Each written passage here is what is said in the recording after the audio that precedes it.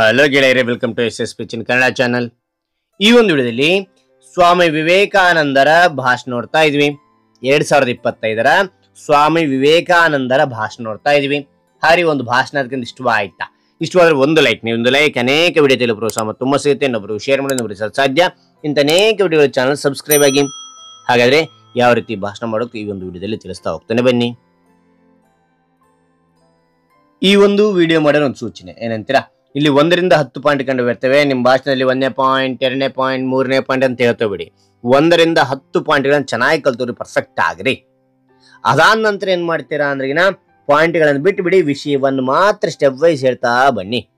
ಹೇಳುವಾಗ ಅವಾಭಾವದ ಮೂಲಕ ಎಕ್ಸ್ಪ್ರೆಷನ್ ಕೊಡ್ತಾ ಏರಿಳಿತದ ಧ್ವನಿಯ ಮೂಲಕ ಹೇಳ್ತಾ ಹೋಗಿ ಕೇಳೋರಿಗೆ ಅದ್ಭುತವಾಗಿರುತ್ತೆ ಆ ಭಾಷಣ ಅಂತಕ್ಕಂಥದ್ದು. Okay, right. ಹಾಗಾದ್ರೆ ನಾನು ನಿಮಗೆ ಇಲ್ಲಿ ಪಾಯಿಂಟ್ ತಿಳಿಸ್ತಾ ಹೋಗ್ತೇನೆ. ಓಕೆನಾ? ಮೊದಲನೇ ಪಾಯಿಂಟ್ ನೋಡಿ, ಎಲ್ಲರಿಗೂ ಶುಭೋದಯ. ಎಲ್ಲರಿಗೂ ಶುಭೋದಯ. 2ನೇ ಪಾಯಿಂಟ್, ಇಂದು 12ನೇ ಜನವರಿ. ಇಂದು 12ನೇ ಜನವರಿ. 3ನೇ ಪಾಯಿಂಟ್, ಸ್ವಾಮಿ ವಿವೇಕಾನಂದರ ಜನ್ಮದಿನವಾಗಿದೆ. ಜನ್ಮದಿನವಾಗಿದೆ. 4ನೇ ಪಾಯಿಂಟ್, ಅವರು ಭಾರತದ ಪ್ರಸಿದ್ಧ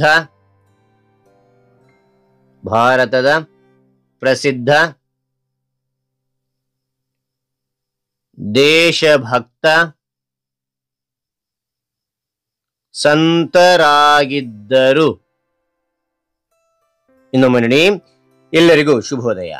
ಇಂದು 12ನೇ ಜನವರಿ ಸ್ವಾಮಿ ವಿವೇಕಾನಂದರ ಜನ್ಮದಿನವಾಗಿದೆ. ಅವರು ಭಾರತದ ಪ್ರಸಿದ್ಧ ದೇಶಭಕ್ತ ಸಂತರಾಗಿದ್ದರು.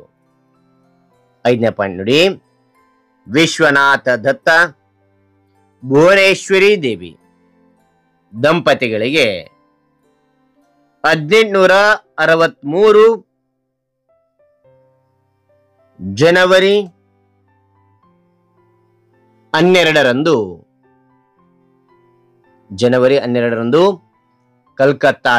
ಜನವರಿ 12ರಂದು ಕಲ್ಕತ್ತಾದಲ್ಲಿ ನರೇಂದ್ರನಾಥ ದತ್ತ ಜನಿಸಿದ. ಮತ್ತೊಮ್ಮೆ, ವಿಶ್ವನಾಥ ದತ್ತ ಭುವನೇಶ್ವರಿ ದೇವಿ ದಂಪತಿಗಳಿಗೆ 1863 ಜನವರಿ 12ರಂದು ಕಲ್ಕತ್ತಾದಲ್ಲಿ ನರೇಂದ್ರನಾಥ ದತ್ತ ಜನಿಸಿದ. 6ನೇ ಪಾಯಿಂಟ್, ಅವರು ರಾಮಕೃಷ್ಣ ಪರಮಹಂಸರಿಂದ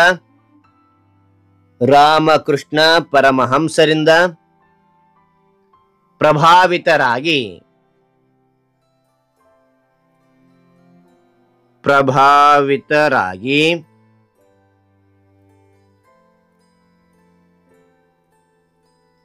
ಸ್ವಾಮಿ ವಿವೇಕಾನಂದ ಎಂಬ ಹೆಸರು ಪಡೆದರು. ಮತ್ತು ನೋಡಿ, ಅವರು ರಾಮಕೃಷ್ಣ ಪರಮಹಂಸರಿಂದ ಪ್ರಭಾವಿತರಾಗಿ ಸ್ವಾಮಿ ವಿವೇಕಾನಂದ ಎಂಬ ಹೆಸರು ಪಡೆದರು. 7ನೇ ಪಾಯಿಂಟ್, ಅವರ ಆಧುನಿಕ ವೇದಾಂತ ಮತ್ತು ರಾಜಯೋಗದ ತತ್ವಗಳು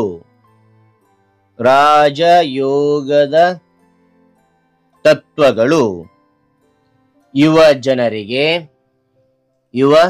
ಜನರಿಗೆ ಉತ್ತಮ ಸ್ಫೂರ್ತಿಯಾಗಿದೆ.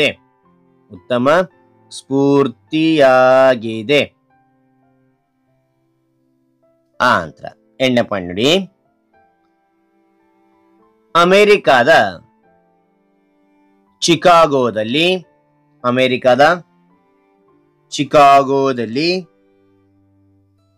ನಡೆದ ವಿಶ್ವ ಧರ್ಮಗಳ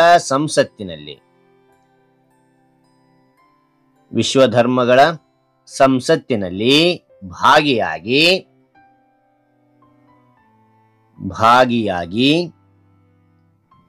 ಹಂಗೆ ನಿಮಗೆ ರೆಫರ್ ಇಲ್ಲ ಅಂತ ನಾನು ಇಲ್ಲಿ ಬರ್ದೆ. 1893 ನಡೆದಿರ್ತಕ್ಕಂಥದ್ದು ಇದು.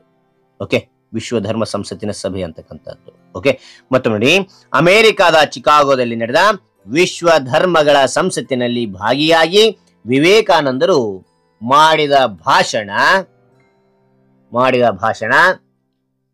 ವಿಶ್ವ ಪ್ರಸಿದ್ಧವಾಗಿದೆ. ಓಕೆ, 9ನೇ ಪಾಯಿಂಟ್. ಅವರು ಬೇಲೂರು ಮಠ, ರಾಮಕೃಷ್ಣ ಮಠ,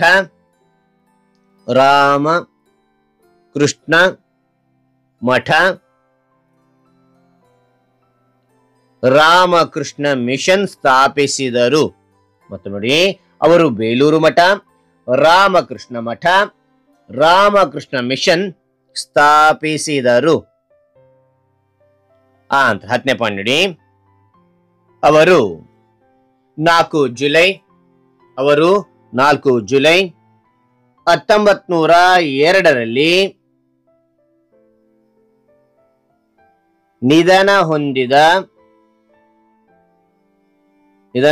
ಹೊಂದಿದ ಅವರ ಜನ್ಮದಿನವನ್ನು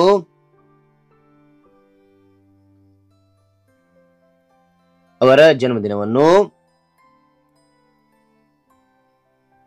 1985ರಿಂದ ಪ್ರತಿ ವರ್ಷ ಜನವರಿ 12ರಂದು ರಾಷ್ಟ್ರೀಯ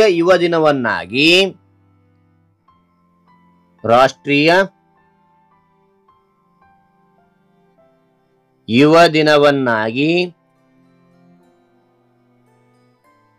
ಆಚರಿಸಲಾಗುತ್ತದೆ ಎಂದು ತಿಳಿಸುತ್ತಾ ನನ್ನ ಈ ಭಾಷಣ ಮುಗಿಸುತ್ತೇನೆ. ಜೈ ಹಿಂದ್, ಜೈ ಭಾರತ್. ಮತ್ತು ನೋಡಿ, ಅವರು 4 ಜುಲೈ 1902ರಲ್ಲಿ ನಿಧನ ಹೊಂದಿದ ಅವರ ಜನ್ಮದಿನವನ್ನು 1985ರಿಂದ ಪ್ರತಿ ವರ್ಷ ಜನವರಿ 12ರಂದು ರಾಷ್ಟ್ರೀಯ ಯುವ ದಿನವನ್ನಾಗಿ ಆಚರಿಸಲಾಗುತ್ತದೆ ಎಂದು ತಿಳಿಸುತ್ತಾ ನನ್ನ ಈ ಭಾಷಣ ಮುಗಿಸುತ್ತೇನೆ. ಜೈ ಹಿಂದ್, ಜೈ ಭಾರತ್. ಅಥವಾ ಸ್ವಾಮಿ ವಿವೇಕಾನಂದರಿಗೆ ಜಯವಾಗಲಿ ಅಂತಂದ್ರೆ ಕೊನೆಗೆ ನೀವು ಜೈ ಹಿಂದ್, ಜೈ ಭಾರತ್ ಅಂತನೂ ಹೇಳ್ಬೋದು ಮಕ್ಕಳೇ. Okay, right. ಹಾಗಾದ್ರೆ ಈ ಒಂದು ಮಾಹಿತಿ ಇಷ್ಟವಾದ್ರೆ ಒಂದು ಲೈಕ್ ಅನೇಕ ವಿಡಿಯೋ ತಿಳಿದು ಪ್ರೋತ್ಸಾಹ ತುಂಬಾ ಸಿಗುತ್ತೆ. ಇನ್ನೊಬ್ರು ಶೇರ್ ಮಾಡಿ ಸಾಧ್ಯ ಅಂತ ಅನೇಕ ವಿಡಿಯೋ ಚಾನಲ್ ಸಬ್ಸ್ಕ್ರೈಬ್ ಆಗಿ ಮತ್ತೊಂದು ಹೊಸ ವಿಷಯದೊಂದಿಗೆ ಮತ್ತೊಂದು ಹೊಸ ವಿಡಿಯೋದೊಂದಿಗೆ ಭೇಟಿಯಾಗೋಣ. Thank you for watching. Bye.